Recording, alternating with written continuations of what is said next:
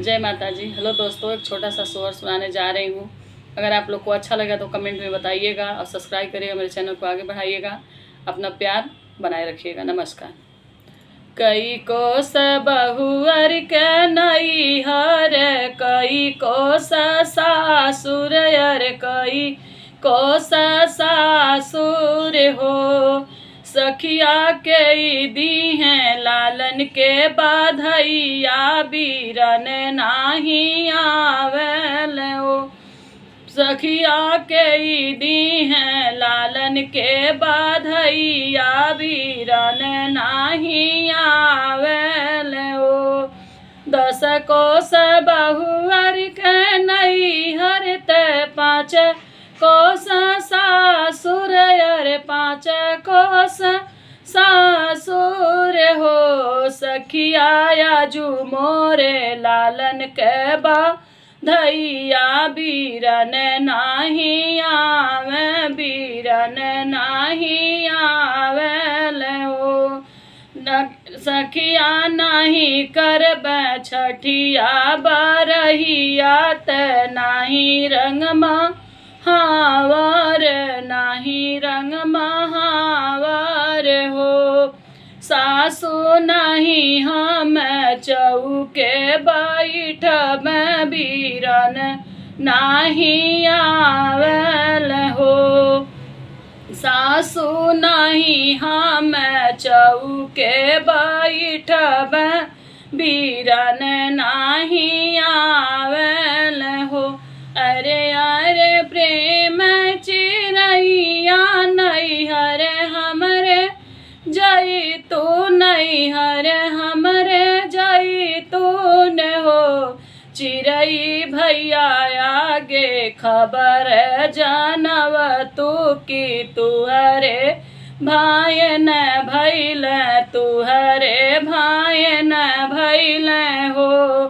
चिरई भैया आगे खबर जानऊ तू, की तुहरे भाई न भैल, तुहरे भाई न भैल हो। दुअरा पे बैठल भैया, ते अंगना में भौजी, अरे अंगना में भौजी न हो। भैया तुहरे जे भैल भाई नावा बहिनी, तुहर बोलावेली हो। भैया तुहरे जे भैल भाई नावा, ते बहिनी बोलावेली हो। भैया जे बोलही के बाट, भौजी उठी बोल, भौजी उठी बोलेली हो। चिरई हम नाही भेजब अपने साहब के, अपने साहब के निहो। चिरई जाई बताई देऊ, वहाँ सुनहो मोर बीरना ने हो।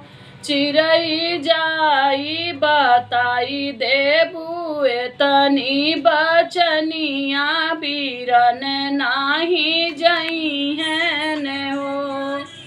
एतनी बचनी चिरई सुनली, त उड़ी चली गईली हो, उड़ी चली गईली ने हो। चिरई जाई बैठ बहिनी के दुअरिया, भौजी मंगल सुनावेली हो। एतनी बचनी बीरना सुनल, सुनहु नाही पावे, सुनहु नाही पावेल हो। बीरना बोलल अड़पी तड़पी बोलिया, सुन मोरी धनिया, सुन हो मोरी धानन हो। धाना हम जाब बहिनी के देसावा, बहिनी यहाँ के लालन भैल, हमारे भाई न भैल हो। आगे आगे पियर